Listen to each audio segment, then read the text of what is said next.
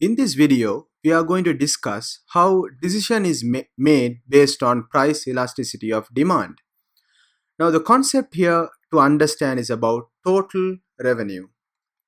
Total revenue is actually calculated by P into Q. What is the price paid for the commodity and how much commodity is actually demanded or purchased in the market. So that would give us the total revenue.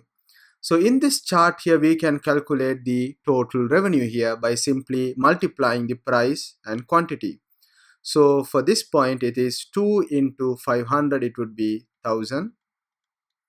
4 into 400 is 1600.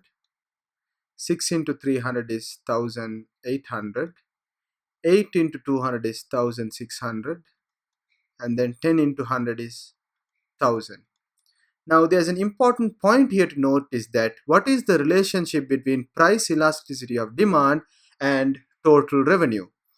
Now, you can see that here at point C, or the midpoint of this demand schedule, is -1, which is actually unitary elasticity of demand. So, unitary elasticity of demand means when the price increases by 1%, the quantity demanded is going to decrease by 1%. So the maximum total revenue, as you can see here, the maximum is 1800 in this demand schedule, which is actually obtained when it is actually unit elastic. And when it is inelastic, this is actually less than 1, minus 0.2 and minus 0.5. As you can see, it is less than 1. So there is a positive relationship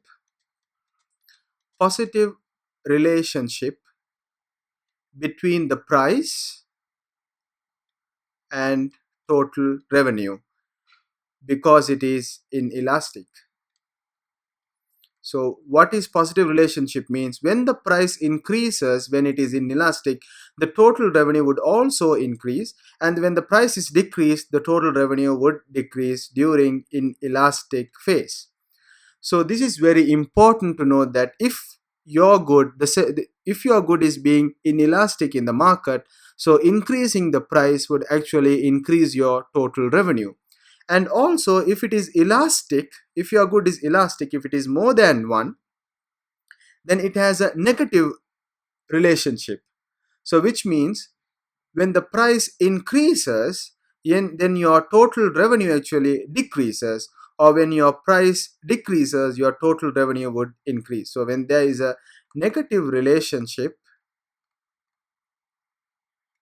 between price and total revenue when it is elastic, this is very key because of the decision making. Where is your product is, if it is it inelastic product, or if it is an elastic product, or if it is a unit elastic. If it is a unitary elastic, as we have seen before, if your commodity is actually having a rectangular hyperbola demand curve, then it doesn't matter how you price it, it will always give you the total revenue being the same, because when there is a price increase of 1%, it is going to be exactly being reduced by 1% your quantity demanded. So it doesn't matter what your price is, the market is going to demand accordingly, and your total revenue would not change. So there are various reasons why the price elasticity, and what are the factors that affects the price elasticity, which we will discuss in our next video.